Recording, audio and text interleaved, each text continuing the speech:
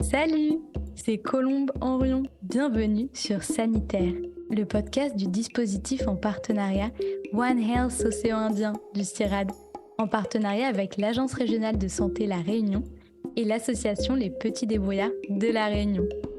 Dans ce podcast, vous en apprendrez plus sur One Health, une seule santé, l'interdépendance entre la santé humaine, animale et environnementale.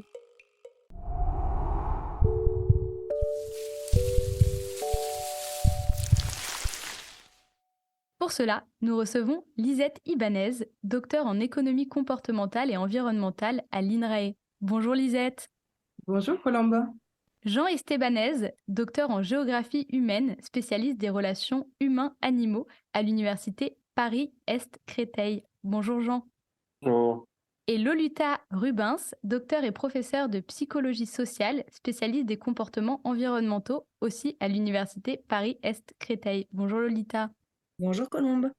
Selon l'Ipsos, en 2022, 58% des citoyens français prévoyaient de changer leur comportement en faveur de l'environnement. Mais concrètement, que cela signifie d'agir en faveur de l'environnement, Lolita Rubens?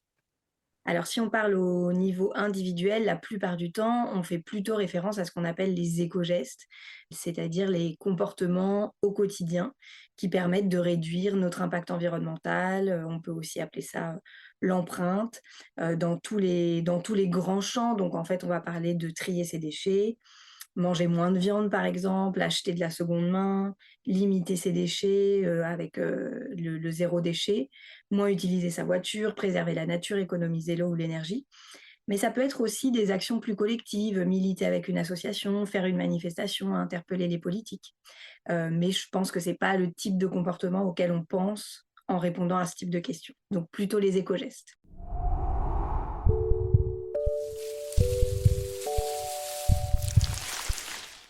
Souvent, c'est difficile de se rendre compte du réel impact qu'on a sur l'environnement. Au contraire, agir sur les animaux peut sembler plus concret, plus tangible. Alors, est-ce que c'est plus facile de sensibiliser les individus à l'impact de leur action sur les animaux plutôt que sur l'environnement? Et est-ce que cela facilite l'adoption de nouveaux comportements individuels? Jean Estebanez. Donc un peu comme dans la première question, au fond, je pense qu'un des enjeux, c'est celui du passage d'échelle. C'est-à-dire qu'on peut tout à fait avoir des types de comportements tout à fait vertueux, tout à fait écologiques, tout à fait sensibles, respectueux avec un animal individuel, par exemple. On peut penser évidemment aux animaux de compagnie, on peut penser voilà, à certains animaux de zoo qui sont, par exemple, voilà, traités d'une façon qui peut être tout à fait positive. Mais l'idée, c'est qu'au fond, on peut effectivement avoir des relations privilégiées avec certains animaux individuels, mais ça ne va pas nécessairement se traduire par une sensibilité à des questions environnementales de manière plus large, hein.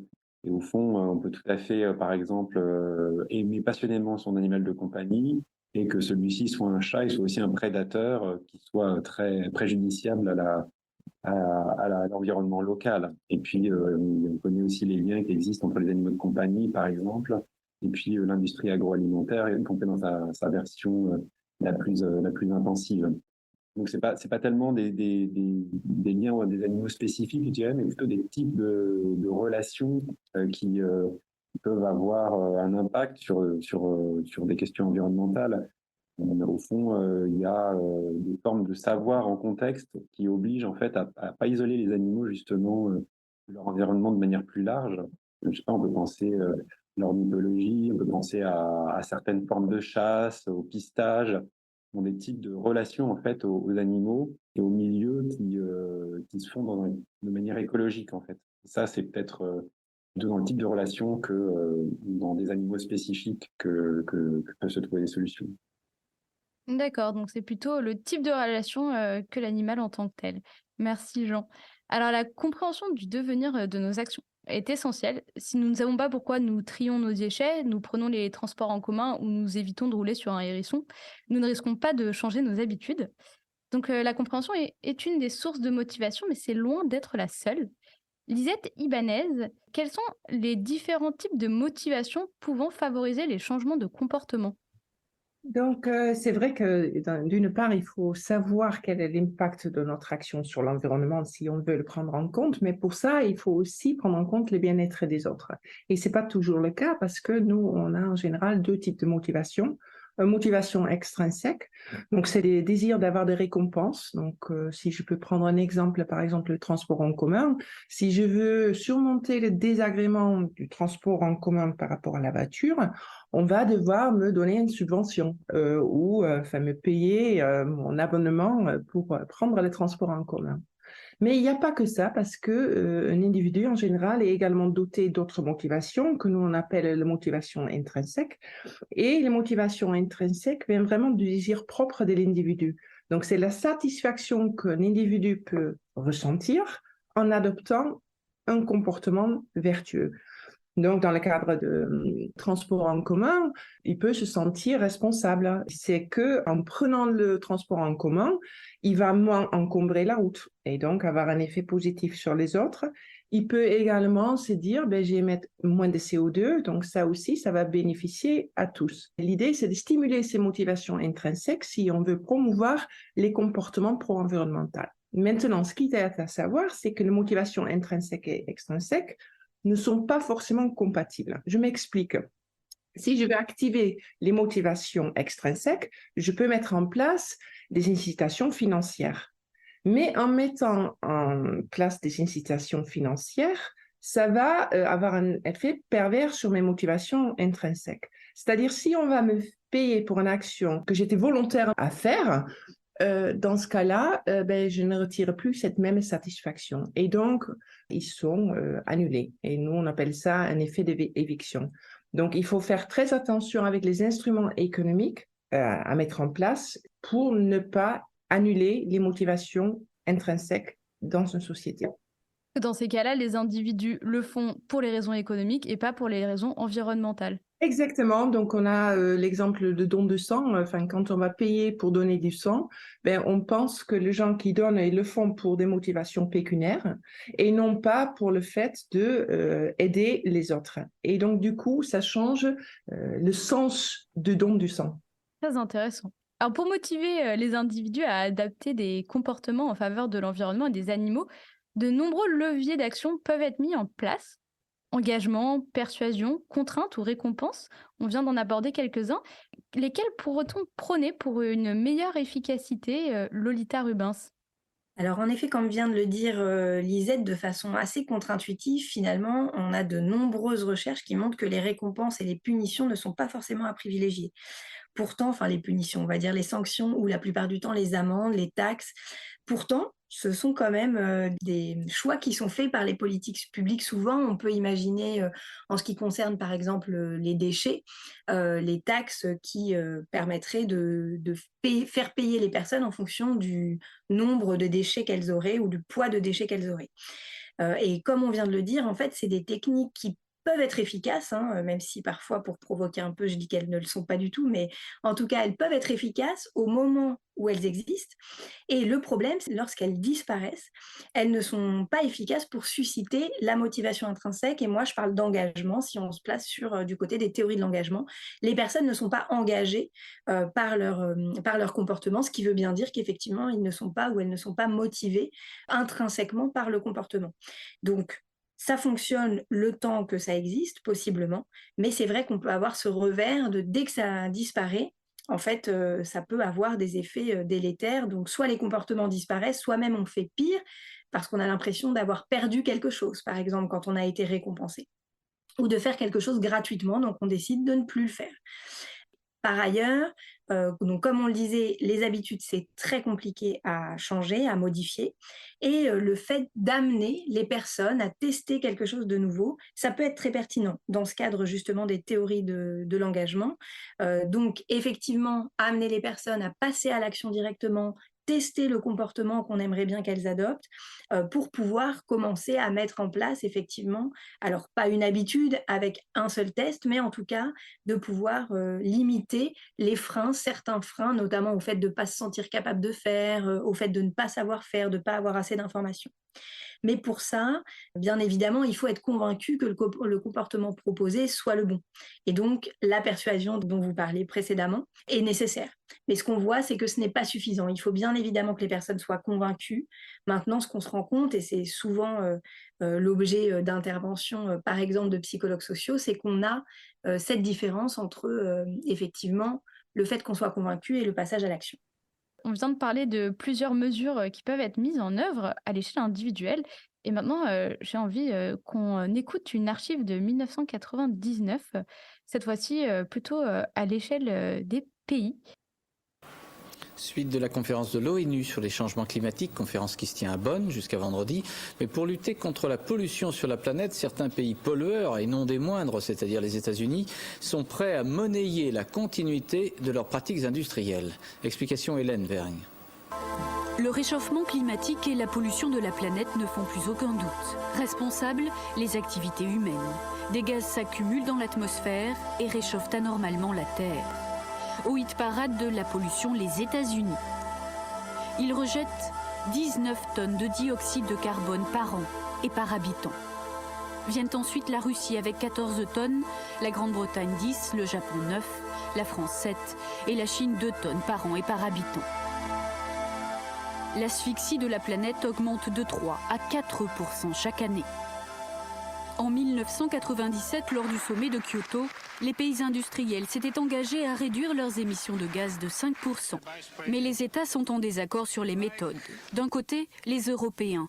Ils souhaitent limiter leur rejet par des mesures nationales. Moins de voitures, plus de transports en commun, des économies d'énergie. De l'autre, les pays anglo-saxons. Ils réclament des permis de polluer. Certains pays très pollueurs pourraient ainsi acheter des crédits, des droits d'émission de gaz à d'autres pays moins pollueurs. Un permis pour continuer à polluer en toute légalité. Ce concept, décrié par les Européens, est aujourd'hui admis. Mais à quel prix? Avec quel contrôle? Et surtout quelles sanctions? Bon, on voit déjà que les choses ont pas mal évolué, hein. Je pense notamment à la pollution de la Chine à l'heure actuelle, mais c'est pas la question. Nous venons de parler un petit peu des impacts économiques et des mesures mises en œuvre. Lisette Ibanez, vous étudiez l'économie comportementale. Que pensez-vous du monnayage des pratiques environnementales comme le permis de polluer? Comme je disais tout à l'heure, c'est qu'à mettre un instrument économique sur un comportement qui demande l'activation de motivation intrinsèque n'est pas forcément judicieux. De plus, ce que dit les reportages, c'est une négociation au niveau international, ce qui rend, je pense, encore pour le simple individu que je suis dans la société, mon comportement pro-environnemental inutile. C'est-à-dire mon simple comportement de changer, de trier mes déchets par rapport à toute la pollution qui s'est créée dans le monde, on se dit pourquoi? Et donc je pense que ça met l'accent sur le dilemme social auquel on est confronté. Ces permis de polluer, ils permettent aussi de quantifier, au fond, de transformer en une monnaie d'échange qui est dans d'autres systèmes de valeurs, justement pensés comme des types de relations, comme des types d'attachement, comme des types de relations sociales, en fait. Et c'est vrai que c'est probablement pas quelque chose qui va donner beaucoup de sens pour les individus. Ce qui est intéressant aussi, il me semble, de constater, bon, d'une, effectivement, ça peut donner lieu à ce type de pratique, c'est-à-dire pas changer ses comportements en permettant de mettre sa pollution ailleurs, ou en tout cas faire porter la pollution par un autre acteur. Mais donc, au niveau global, c'est vrai que si l'objectif, c'est de baisser effectivement la pollution au niveau global, on voit que l'objectif n'est pas du tout atteint, puisqu'en fait, on va considérer que la personne qui pollue moins me donne le droit de polluer, moi qui pollue plus. Donc, en effet, on voit même que sur le comportement, enfin, l'objectif global, ça permet juste, en effet, de rester sur un statu quo et de ne pas diminuer l'ensemble. Ce qui est certainement pas l'objectif qui a été donné par le sommet de 97. C'est sûr. Merci beaucoup.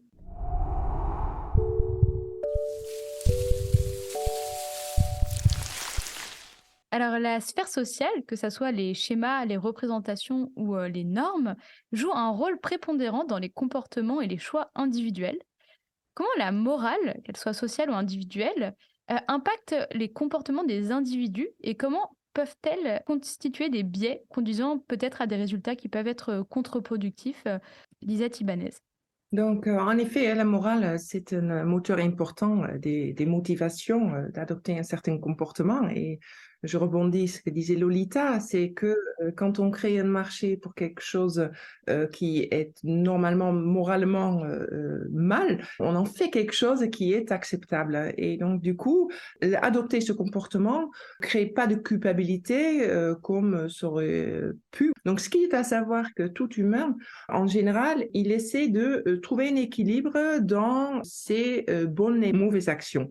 Enfin, c'est un biais et qu'on appelle la compensation morale, où un individu a crédit moral qui va pouvoir utiliser, adoptant des comportements un peu moins vertueux, et pour le rebooster, il va adopter des comportements plus vertueux. Donc, pour être plus précis, un individu, il va se comporter de manière respectueuse de l'environnement.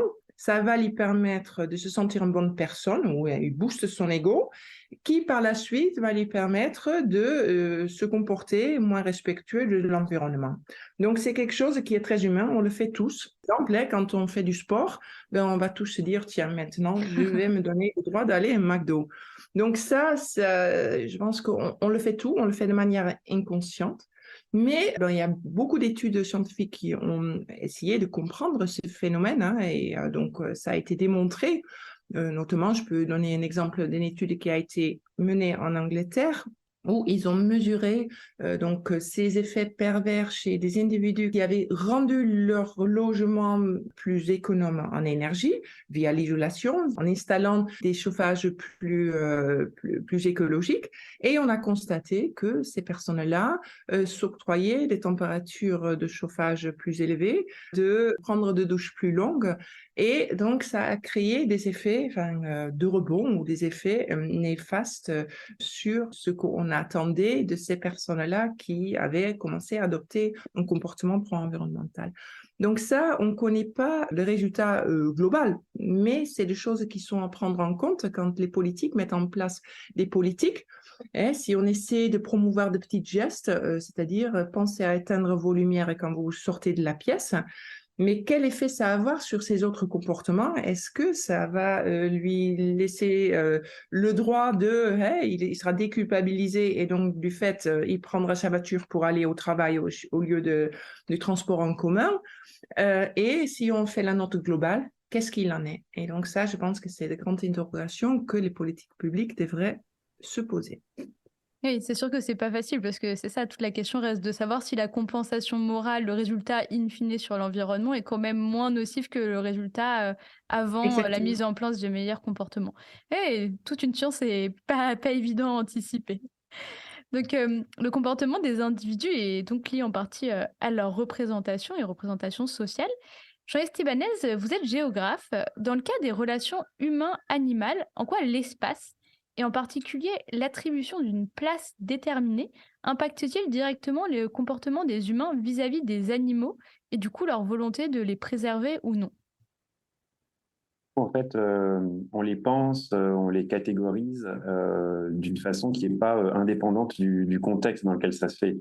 C'est-à-dire que, en fait, un même animal va avoir une définition, on va le qualifier d'une façon très différente en fonction de l'endroit où il est par rapport à, se situe, par exemple, notre intimité. Vous avez une panthère dans un zoo, tout va bien. Si elle sort, alors là, on va l'abattre. Vous pouvez adorer avoir des insectes dans le parc en bas de chez vous, voire même installer des hôtels à insectes, mais s'ils commencent à rentrer dans votre maison, alors vous allez essayer de vous en débarrasser, peut-être avec des produits chimiques. Donc en fait, l'idée, c'est que la désirabilité, l'indésirabilité des animaux, notre propension à les aimer ou au contraire à les exterminer, elle est beaucoup liée en fait à des relations et pas à un état de fait. C'est pas parce qu'on a un animal qui serait protégé dans l'absolu qu'on va soi-même individuellement le protéger. Si on rentre dans notre espace intime, on va par exemple pouvoir avoir des relations d'extermination, par exemple. Donc du coup, en fait, l'idée, c'est de se dire que les relations qu'on a aux animaux, mais aussi à l'environnement, elles sont toujours contextuelles, elles sont anthropologiquement situées. Vous n'allez pas avoir le même type de relation en fonction des espaces qu'on va considérer. Vous n'allez pas avoir le même type de relation en fonction des classes sociales qu'on va observer. Vous n'allez pas avoir le même type de relation en fonction des animaux et là où ils sont. Donc du coup, c'est vrai que ça rend les choses complexes parce que on ne peut pas généraliser. Et sans doute les politiques publiques à des échelles très larges, très globales, eh ben, en fait, elles manquent. C'est classique, hein, elles manquent cette nuance, cette diversité en fait, des relations et des pratiques. D'accord, donc oui, vraiment resituer notre rapport aux animaux en fonction de l'endroit où ils se trouvent, de la place qu'on est prêt ou pas prêt à leur donner. Oui, ça les qualifie, en fait, à partir de leur qualification, de leur disqualification. Un même animal pourrait être adoré, aimé, exterminé, en fonction des contextes. C'est la relation qui a changé. C'est très intéressant. Oui, on a souvent tendance à penser que c'est une espèce animale plutôt qu'une autre, alors que c'est plus complexe que ça finalement. Oui, pensez aux pigeons, par exemple, les pigeons, les rats urbains dont on voudrait se débarrasser, mais c'est aussi des animaux qui peuvent être des animaux de compagnie, dont on sert pour organiser des jeux, du sport, un pigeon voyageur. C'est aussi des icônes urbaines, les pigeons de la place Saint-Marc. Donc, des gens qui détestent les pigeons vont quand même se prendre en photo avec eux à la place Saint-Marc, parce qu'en fait, ça participe de l'expérience de ce que c'est que la ville.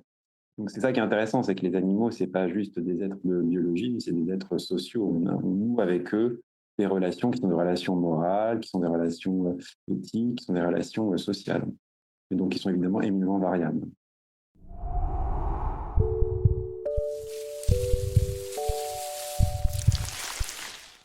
Selon une enquête de l'ONG WWF réalisée en 2021, 73% des personnes interrogées dans le monde sont prêtes à changer leurs habitudes de consommation pour réduire leur impact environnemental. Lolita Rubens, dans vos travaux de psychologie sociale, vous parlez d'un décalage entre attitude et comportement. Automatisme, dissonance cognitive et autres, comment expliquer ce décalage entre attitude et comportement et comment le surmonter? Alors, il y a peut-être 2 aspects qu'on peut citer pour, expliquer un peu ce décalage. Donc tout d'abord, on voit que quand on a envie de changer ses comportements, donc on parle effectivement, d'une attitude qui serait favorable, c'est souvent parce qu'on va viser des bénéfices qui sont, plutôt collectifs, plutôt lointains, même si parfois, on parle plutôt d'éviter des catastrophes, hein, maintenant et puis, que ça se rapproche de plus en plus. Il y a quand même cette idée de bénéfice collectif, plutôt lointain, alors que pour atteindre ces objectifs collectifs et lointains, il faut changer ses comportements ici et maintenant. Et ça représente des contraintes. Donc des contraintes immédiates individuelles pour des bénéfices collectifs et lointains. Et donc l'articulation entre ces aspects positifs et négatifs, lointains et immédiats, contraignants ou bénéfiques, effectivement, fait on peut avoir du mal à changer. Donc pour un exemple très concret, quand le matin, vous devez aller au travail et que ça vous prend 1h30 en transport et 20 minutes en voiture, même si vous êtes persuadé qu'il faudrait limiter la pollution de l'air et que effectivement ce serait mieux de préserver la planète, c'est quand même compliqué de faire ce choix en contrainte immédiate individuelle de se dire en fait je vais prendre les transports en commun, prendre 1h30 de ma journée le matin, 1h30 le soir, plutôt que de prendre 20 minutes avec ma voiture. La deuxième chose, c'est que comme je le disais aussi précédemment, les habitudes, elles sont vraiment très compliquées à changer.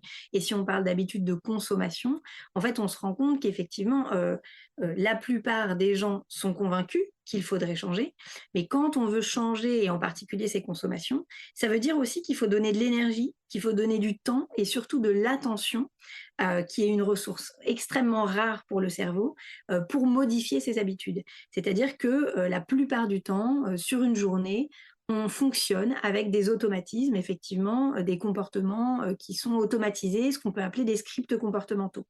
Un exemple très concret, quand on va faire ses courses, en fait, on ne regarde pas chacun des rayons attentivement pour choisir ses produits. La plupart du temps, on va vers les produits que l'on a l'habitude de consommer. Donc, changer sa consommation, ça nécessite de passer beaucoup plus de temps à faire ses courses parce qu'il faudrait peut-être regarder de nouvelles recettes. Si on prend l'exemple de manger moins de viande, par exemple, il faut considérer de nouvelles recettes, prendre le temps de faire de nouvelles listes de courses, passer du temps dans le magasin à éventuellement aller chercher des produits qu'on n'avait pas l'habitude de chercher, donc peut-être qu'on ne sait pas où est-ce qu'ils sont. Et ça, effectivement, ça peut être compliqué de pouvoir avoir ces éléments de temps, d'énergie, d'attention pour pouvoir changer les comportements. Et enfin, il ne faut pas oublier quand même qu'on est aussi dans un contexte dans lequel il peut y avoir certaines normes contradictoires, hein, en particulier sur la consommation, avec une publicité omniprésente, des injonctions à consommer, à avoir le dernier appareil en vogue. Et donc, là, on va dire que ça nécessite encore plus d'énergie, encore plus d'attention, de pouvoir bloquer des envies, des désirs, de pouvoir répondre à ces injonctions qui, ma foi, peuvent amener pas mal de plaisir immédiat, justement, donc, à défaut de bien-être plus global. Oui, c'est ça. C'est-à-dire que d'un côté, on va mettre des politiques publiques pour nous pousser à avoir un comportement plus respectueux de l'environnement, de la biodiversité. Et d'un autre côté, on va nous bombarder de publicités qui vont nous pousser à la consommation et vont avoir un impact délétère sur cette nature. Donc c'est vrai que c'est pas facile, c'est beaucoup d'énergie. Et comme vous l'avez dit, je pense qu'il y a quand même une prise de conscience de plus en plus grande des enjeux environnementaux. Donc on l'entend dans les sondages, les gens sont de plus en plus conscients. Mais de là à recréer des nouveaux automatismes, ça demande énormément d'énergie, d'investissement et c'est un gros travail.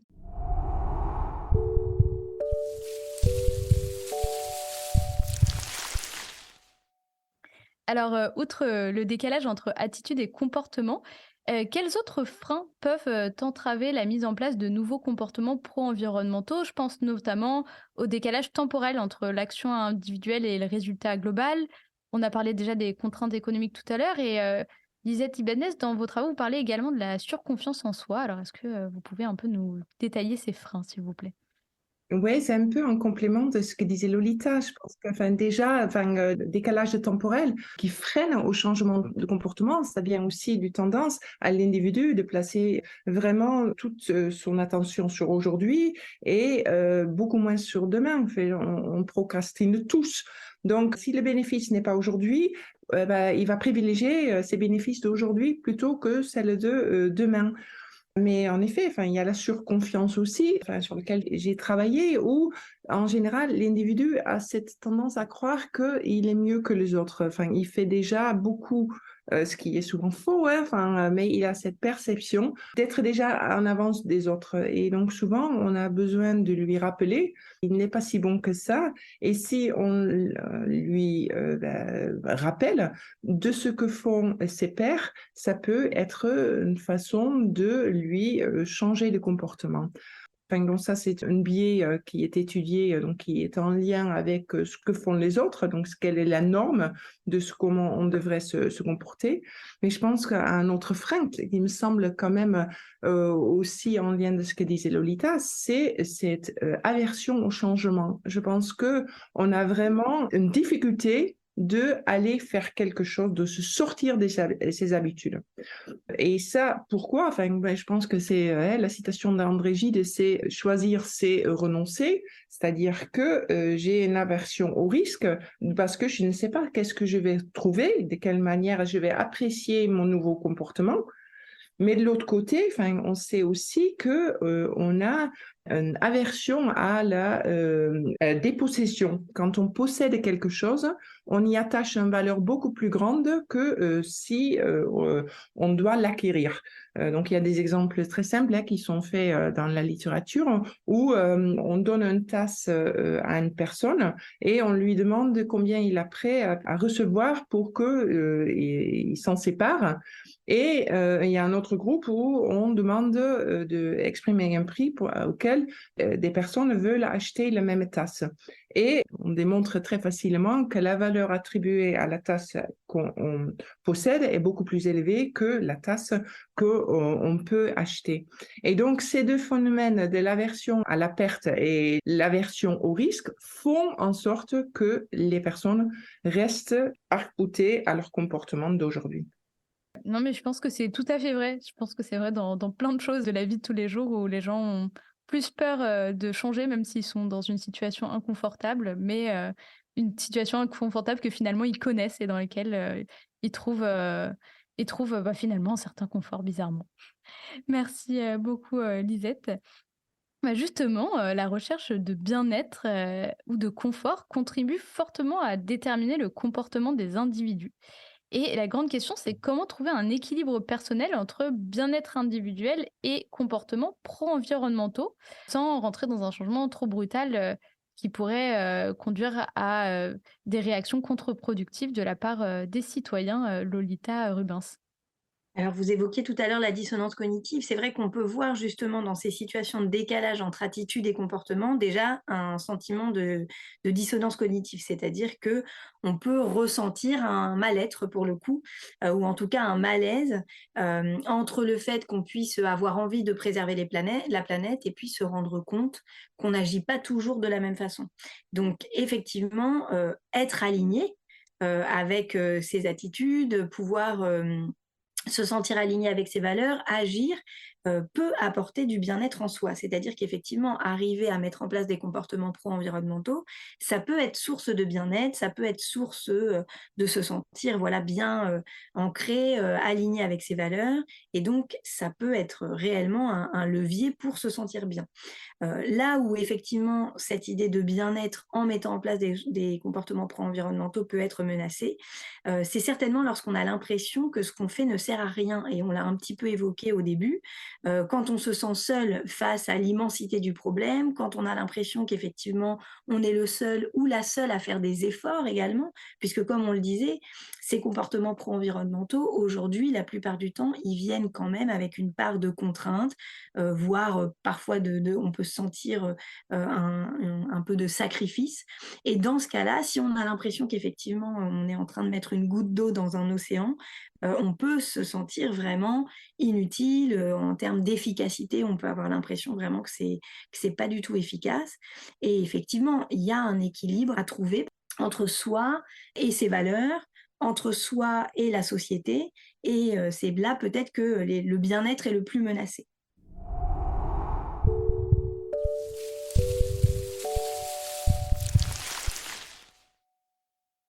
Alors, selon une enquête réalisée par l'IFOP en 2020, 80% des Français se déclaraient sensibles à la cause animale.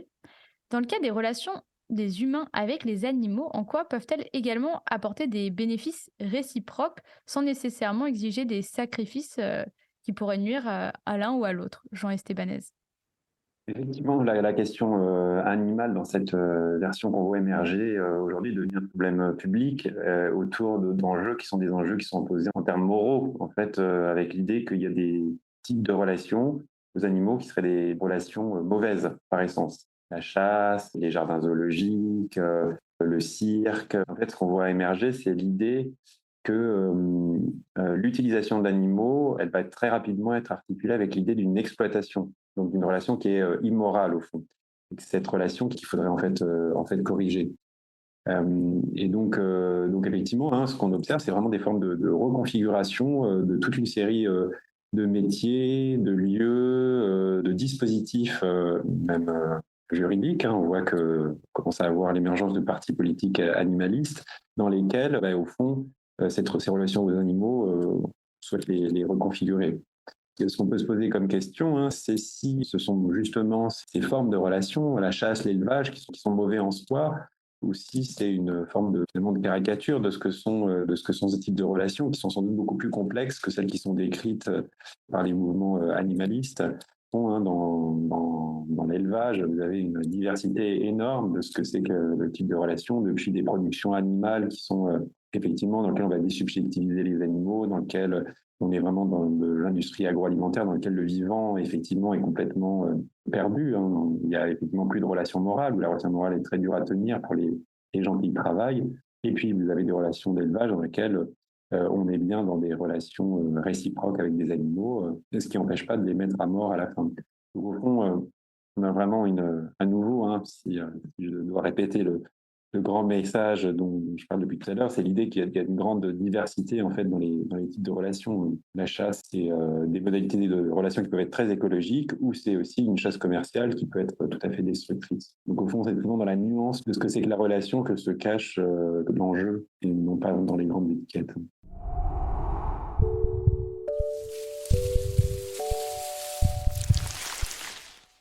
Nous venons donc de voir que comprendre l'impact de nos actions, éprouver une motivation personnelle intrinsèque à agir en faveur de la nature ou encore modifier nos automatismes sont tant de facteurs nous permettant d'adopter des comportements en faveur de l'environnement et des animaux. Merci à Lolita Rubens, Jean Estebanez et Lisette Ibanez de nous avoir éclairés sur le comportement des individus face à l'environnement et aux animaux.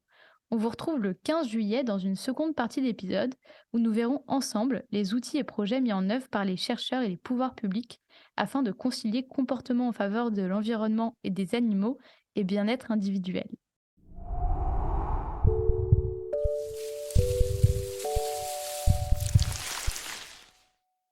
Vous venez d'écouter Sanitaire, le podcast du dispositif en partenariat One Health Océan Indien du CIRAD, en partenariat avec l'Agence régionale de santé La Réunion et l'association Les Petits Débrouillards de La Réunion.